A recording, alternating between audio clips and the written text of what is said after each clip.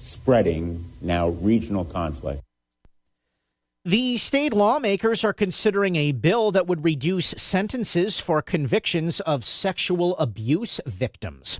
The bill would allow a judge to override maximum sentences for violent crimes like murder for defendants who survived domestic or sexual abuse, stalking, or trafficking crimes.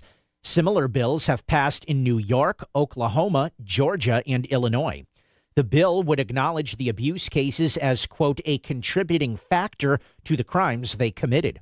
Attorneys with the state's Division of Criminal Justice testified in opposition to the bill, saying it doesn't, quote, adequately reflect the varying degrees of offenses and circumstances involved. The lessons that we've learned in New York show that these laws are critical for survivors of domestic violence who have been arrested, prosecuted, and punished.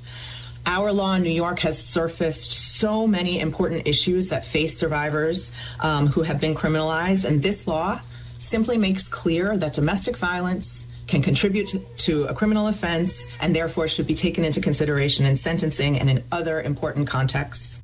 Pasta made and sold in Connecticut is being recalled due to undeclared milk and eggs. The recalled cavatelli pasta, made by a company that does business as Il Palio Restaurant in Shelton, was sold in 16-ounce clear packages.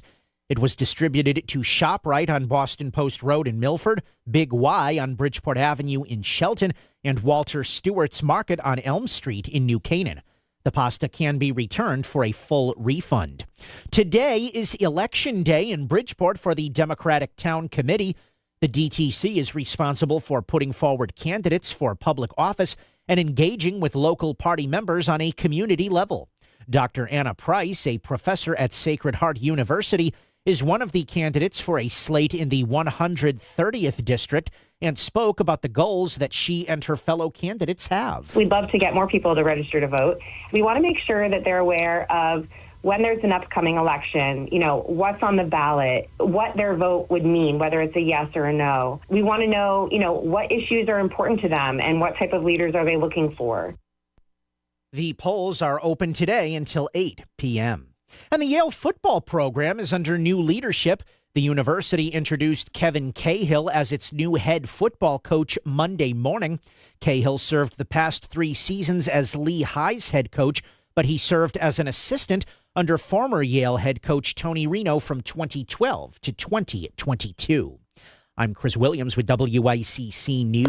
Back to the download. Thanks to Smart MLS. Smart Sellers Ask, is my home on Smart MLS? The voice of Connecticut. WICC 600 and 95.9. The Johns Hopkins Health Minute. Now on WICC 600 and 95.9. The voice of Connecticut. At Johns Hopkins, I'm Elizabeth Tracy. If you were asked to learn a computer-based task that would require an hour twice a week for 6 weeks, and it was something you would largely have to learn to master on your own, would you sign up?